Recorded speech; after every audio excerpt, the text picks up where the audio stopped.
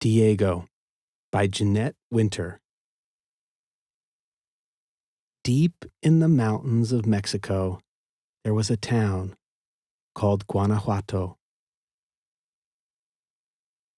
And in Guanajuato, there were two happy parents.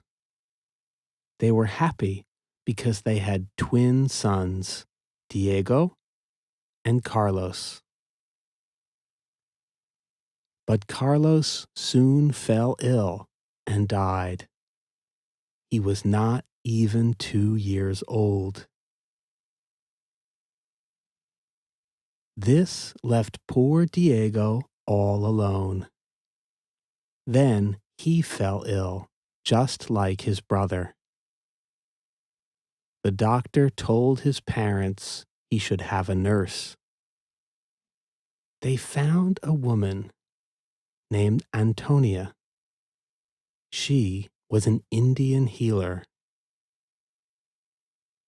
Antonia took young Diego to her hut in the mountains. There was fresh air. There was sunlight. Her hut was very small, but it was a good place for Diego. Inside, there were magical things. There was an altar with candles and little dolls. There were all sorts of herbs and dried fruits. Antonia used these in her healing. Even while he slept, Diego breathed the vapors of her medicinal herbs. During the day, he played in the jungle. The animals were his friends. One day, Diego whistled. A parrot whistled back. The parrot became his pet.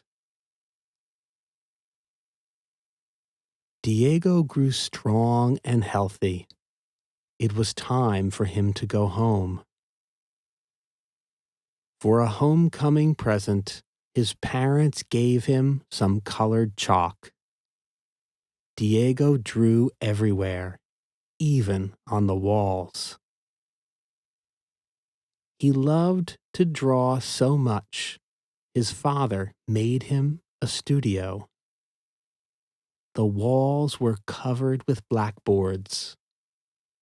Diego drew and drew and drew, making murals that covered the whole room. Diego had a hard time at school. All day long, he daydreamed. When he got home, he played with toy soldiers he had made all by himself, 5,000 of them. He loved everything that was colorful. He loved to go to church just to see the little paintings on the walls. His parents finally sent him to art school. He was several years younger than any of the other students. It was an honor. But art school was boring to Diego. He didn't want to draw from models. He wanted to paint real life. So he did. Whatever he saw, he painted. He painted people on the Day of the Dead. This is a day when people think about people they love who have died. He painted people at the fiestas. These are special days when people wear colorful masks and dance through the streets.